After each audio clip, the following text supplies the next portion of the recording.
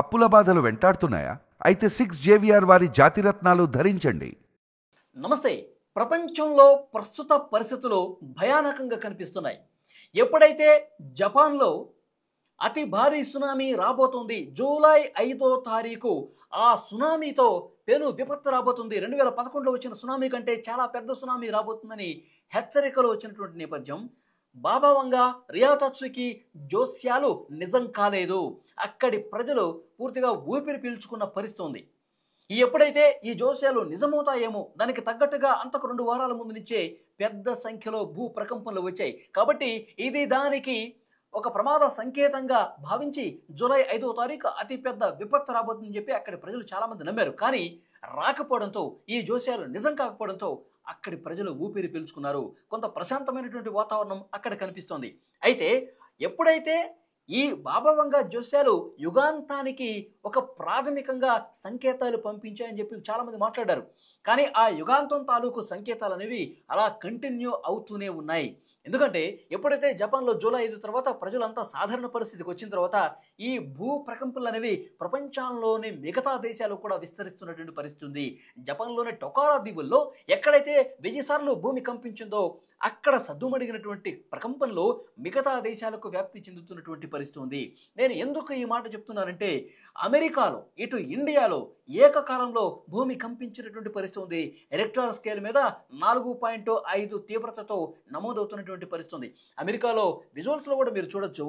అమెరికాలో ఉన్నటువంటి California, Los Angeles ఇలాంటి ప్రధానమైనటువంటి నగరాలు ఉండే ప్రాంతాల్లో పూర్తి స్థాయిలో భూమి స్వల్పంగా ఒక మధ్యస్థంగా కంపించినటువంటి పరిస్థితి ఉంది.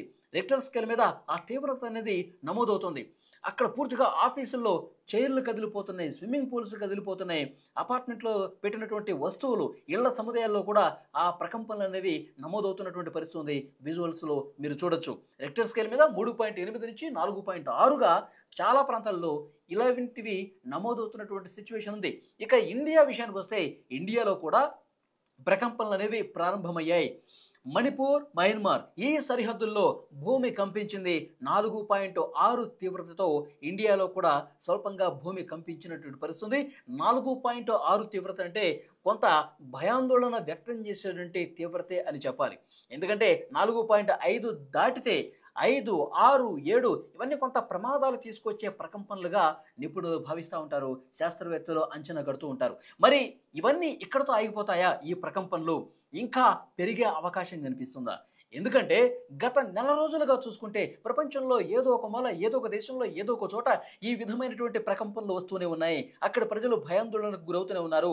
యుగాంతం తాలూకు ఛాయలు ఇంకా ఈ ప్రపంచాన్ని, ఈ భూమండలాన్ని వీడిపోలేదు అని సమాచారం వస్తోంది. ఎందుకంటే వరుసగా పక్క దేశాలకు కూడా ఇవన్నీ పాకుతూ ఉన్నాయంటే ప్రపంచంలో ఏదో ఒక ప్రాంతంలో భూమి కంపిస్తున్నటువంటి పరిస్థితి ఉంది అంటే ఇది దేనికి సంకేతం? దీని గురించి చర్చ జరుగుతుంది. ఒకవైపు వర్షాలు, వరదలతో గత నెల రోజులుగా ప్రపంచంలో ఒక అతలాకుతలమైనటువంటి అల్లకల్లోలం జరిగే పరిస్థితులు కనిపిస్తున్నాయి. గతంలో ఎప్పుడూ చూడని విధంగా వర్షపాతం నమోదవుతుంది. గతంలో ఎప్పుడూ చూడని విధంగా భూకంపాలు నమోదవుతున్నాయి. గతంలో ఎప్పుడూ చూడనిదిగా ఒక వారంలోనే 1000 సార్లు భూమి కంపించినటువంటి రికార్డ్స్ నమోదవుతున్నటువంటి పరిస్థితి ఉంది. ఇప్పుడు ఒక్కసారి వరదల గురించి, వర్షపాతం గురించి మనం మాట్లాడుకుంటే అంతకుముందు చైనాలో అతిపెద్ద విపత్తు సంభవించింది. అతిపెద్ద వరదలు, అక్కడ ఉన్నటువంటి నదులు కూడా ఉప్పొంగి ప్రవహించి బ్రిడ్జులు కొట్టుకుపోయిన పరిస్థితుంది. పెద్ద పెద్ద కొండ చర్యలు విరిగిపడి బ్రిడ్జులను కూడా నాశనం చేసి లోతట్టు ప్రాంతాల్లోకి వరద చొచ్చుకుపోయినటువంటి పరిస్థితి ఉంది.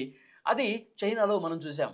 చైనాలో ఉన్నటువంటి ప్రధాన నగరాలు అక్కడ తినడానికి తిండి లేనటువంటి పరిస్థితుల్లో స్థానిక ప్రజానీకం వరద గుప్పిట్లో చిక్కున్నటువంటి సిచ్యువేషన్ చూసాం. గత 100 సంవత్సరాల్లో ఎప్పుడు నమోదైనటువంటి వర్షపాతం రికార్డు చైనాలో నమోదైనటువంటి పరిస్థితి. ఇక అమెరికాలో రీసెంట్గా టెక్సాస్లో ఇంకా అక్కడ వరద ముప్పు తొలగిపోలేదు. ఒకవైపు భూ ప్రకంపనలు కొనసాగుతుంటే మరొక వైపు ప్రకృతి ప్రకోపించిందా అన్నట్టుగా పెద్ద స్థాయిలో వర్షపాతం నమోదవుతోంది. టెక్సాస్లో ఈ వర్షాలు, వరదలు ధాటికి ఇప్పటి వరకు అందినటువంటి అధికార సమాచారం మేరకు 82 మంది చనిపోయినటువంటి పరిస్థితి. టెక్సాస్లో ప్రజలు పూర్తిగా ఆందోళనలో ఉన్నారు. అక్కడ రెస్క్యూ సిబ్బంది రెస్క్యూ చేయడానికి కూడా ఇబ్బంది పడతా ఉన్నారు. ఎందుకంటే బలమైన గాలులు వీస్తున్నాయి. అక్కడ గ్వాడాలోపో నది తీవ్రంగా ఉగ్రరూపం దాల్చి విజువల్స్లో మీరు చూస్తున్నారు. రోడ్లు కొట్టుకుపోయిన పరిస్థితి ఉంది. పెద్ద సంఖ్యలో అక్కడ చెట్లు కూడా సగం వరకు మునిగిపోయేంత వరద తీవ్రత వస్తుందంటే ఎలాంటి దారుణమైనటువంటి భయానకమైనటువంటి సిచ్యువేషన్స్ అక్కడ ఉన్నాయో అర్థమవుతుంది. ఒక మహిళ చెట్టు మీదకెక్కి తలదాచుకుంటే హెలికాప్టర్ల సాయంతో రెస్క్యూ చేసినటువంటి పరిస్థితి ఉంది. హెలికాప్టర్ సాయంతో రెస్క్యూ సిబ్బంది అందులో నుంచి దిగి తాడు సాయంతో ఆ మహిళని చెట్టు మీద కాపాడి అదే చెట్టు మీద నుంచి తాడుకి కట్టి హెలికాప్టర్ సాయంతో ఒడ్డుకు తీసుకొచ్చారంటే ప్రాణ భయంతో 36 గంటల పాటు ఆమె నిరీక్షించినటువంటి పరిస్థితి ఉంది. ఇలాంటి ఘటనలు అక్కడ కనిపిస్తూనే ఉన్నాయి. ఒక సమ్మర్ క్యాంపులో 28 మంది బాలికలు ఆ క్యాంప్ మొత్తం కూడా వరద నీటిలో కొట్టుకుపోయి 28కి 28 మంది చనిపోయారంటే, మరికొంతమంది బాలికలు కనపడకుండా పోయారంటే అక్కడ వరద ప్రవాహం ఏ స్థాయిలో పొంగి ప్రవహించిందో కూడా అర్థమవుతుంది. గతంలో టెక్సాస్ రాష్ట్రంలో ఎప్పుడూ చూడని వరద కనిపించింది. ఎప్పుడూ చూడనటువంటి వరద విలయం కనిపించింది. ఇళ్ళు కొట్టుకుపోయాయి, కార్లు కొట్టుకుపోయాయి. లోతట్టు ప్రాంతాల్లో ఉన్నటువంటి పూర్తిగా సామాన్లు, ప్రజలకు సంబంధించినటువంటి సామాన్లు, కార్లన్నీ కూడా కొట్టుకుపోవడంతో దిక్కు తోచని పరిస్థితుల్లో అక్కడ ఉన్నటువంటి ప్రజానీకం తమ ప్రాణాలు దక్కితే చాలు అన్నట్టుగా పునరావాస కేంద్రాల్లో బతుకుతున్నటువంటి పరిస్థితి ఉంది. సో పెద్ద సంఖ్యలో అక్కడ వరద వస్తూ ఉంది.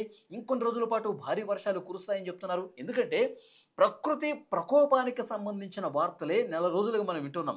భూ ప్రకంపనలు కావచ్చు, భూమి కంపించడం కావచ్చు, తర్వాత అత్యధిక వర్షపాతాలు, గతంలో ఎప్పుడూ చూడని వర్షపాతాలు, ఏకబిగిన కొన్ని నెలల పాటు కురవాల్సినటువంటి వర్షం అనేది కొన్ని గంటల్లోనే పడితే ఎంతటి భయానక బీభత్సం ఆ వరద రూపంలో కనిపిస్తుందో కూడా మనకు అర్థమవుతుంది. ఇళ్ళు కూడా ఒక పక్కకు ఒరిగిపోయి కూలిపోవడానికి సిద్ధంగా ఉన్నట్టుగా విజువల్స్లో మనం చూస్తున్నాం. ఎందుకంటే దాన్ని ఆనుకుని పెద్ద ఎత్తున వరద ప్రవహించేసరికి కింద బేస్మెంట్ పూర్తిగా డొల్లగా మారి ఇళ్ళు కూడా కూలిపోతున్నటువంటి పరిస్థితి ఈ విజువల్లో మీరు చాలా స్పష్టంగా చూడొచ్చు. ఇక భారతదేశంలో ముఖ్యంగా హిమాచల్ ప్రదేశ్లో వరద ముప్పు ఇంకా వీడలేదు. ఇంతకుముందు మనం మాట్లాడుకున్నట్టు మయన్మార్ అలాగే మణిపూర్ సరిహద్దుల్లో ఎక్కడైతే భూమి ప్రకంపనలు స్టార్ట్ అయ్యాయో అంతకంటే ముందే హిమాచల్ ప్రదేశ్ని పూర్తిగా వరదలు ముంచెత్తినటువంటి పరిస్థితి ఉంది. ఈ వరదలు ధాటికి హిమాచల్ ప్రదేశ్ పూర్తిగా తన స్వరూపాన్ని కోల్పోయిందంటే ఎలాంటి పరిస్థితులు ఉన్నాయో అక్కడ అర్థమవుతుంది. అక్కడి ప్రజలు ఇంకా వరద గుప్పిట్లో చిక్కుకుని సురక్షిత ప్రాంతాల్లోనే కాలం గడుపుతున్నటువంటి పరిస్థితి ఉంది. మన దేశంలో హిమాచల్ ప్రదేశ్లో ప్రస్తుతం ఆ వరద బీభత్సం, అక్కడ ఉన్నటువంటి నదులు కూడా ఉప్పొంగి ప్రవహిస్తున్నాయి.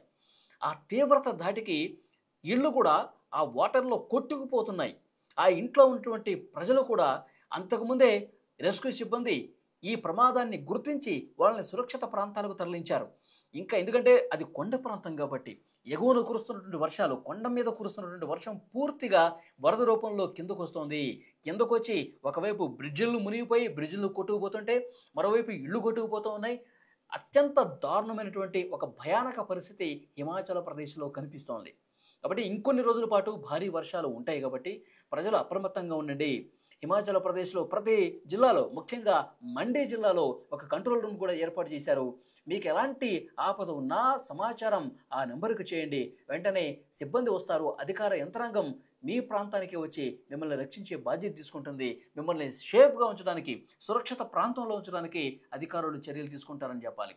అక్కడ కొండ ప్రాంతం మీరు విజువల్స్లో కూడా చూస్తున్నారు. అతిపెద్ద కొండ మీద అక్కడ ఇళ్ళు నిర్మించుకుని ఉన్నారు. అక్కడ పైనుంచి వస్తున్నటువంటి వరద ఇళ్లను తోసుకుంటూ, ఇళ్లను ఒకవైపు నుంచి కోసుకుంటూ భారీ వరద ప్రవహించేసరికి ఆ ఇల్లు కూడా ఏ విధంగా కూలిపోతుందో, కొండ మీద నుంచి ఏ విధంగా కిందకి పడిపోతుందో మనం చూస్తూ ఉన్నాం. అప్పటికే అందులో కొంతమందిని తరలించేశారు. మరికొంతమంది ఉన్నారు, కొంతమంది గల్లంతైనట్టుగా తెలుస్తుంది. వాళ్ళకి సంబంధించిన సమాచారం కూడా తెప్పిస్తూ ఉన్నారు. వాళ్ళు అందులో ఆ ఇంట్లో ఎవరైనా ఉంటే గనక అదేవిధంగా వరదలో కొట్టుకుపోయే పరిస్థితుంది. కొంతమంది ఆచూకీ ఇంకా లభించలేదు. వాళ్ళ కోసం రెస్క్యూ బృందాలు తీవ్రంగా గాలిస్తున్నటువంటి పరిస్థితి ఉంది.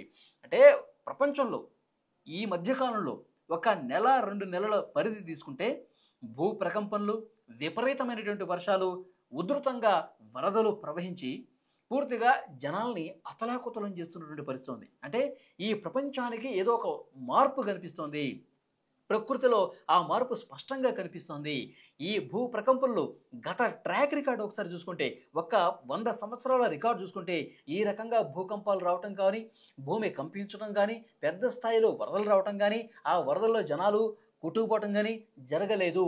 ఈ భూమండలానికి ఏదో జరుగుతోంది. ఏదో ఒక అనూహ్య మార్పు అనేది కనిపిస్తోంది. సో అదేంటో తెలియాలి. దాన్ని ఆ గుట్టునేంటో వీడాలి. ప్రజలకి మొత్తం ఒక విశ్లేషణ చేసి శాస్త్రవేత్తలు మేధోమథనం చేసి దీనికి కారణాలు వెలికి తీయాల్సినటువంటి అవసరం ఉంది అని చాలామంది ప్రజలు అభిప్రాయపడతా ఉన్నారు. ఎందుకంటే గతంలో ఎప్పుడూ లేనట్టుగా ఈ భూకంపాలేంటి, అతిపెద్ద వరదలు రావటం ఏంటి, చాలామందిలో ఒక భయం కనిపిస్తుంది. శాస్త్రవేత్తలు ఇది సహజంగా జరిగేటువంటి పరిస్థితులుగా చెప్తారా, లేదంటే కనుక ఈ భూమండలానికే ఏదో ఒక మార్పు కనిపిస్తోంది, ఏదో జరగకూడనిది ఇది జరగబోతుంది, దానికి సంకేతంగానే ఇవన్నీ కనిపిస్తున్నాయని చెప్తారా? ఏమైనా సరే శాస్త్రవేత్తలు దీని మీద గట్టిగా విశ్లేషణలు చేసి ఒక అంచనా గట్టి దాన్ని ప్రభుత్వాలకి, స్థానికంగా ఉన్నటువంటి ప్రజానీకానికి వివరించాల్సినటువంటి అవసరం ఉంది అని అభిప్రాయం వ్యక్తమవుతోంది.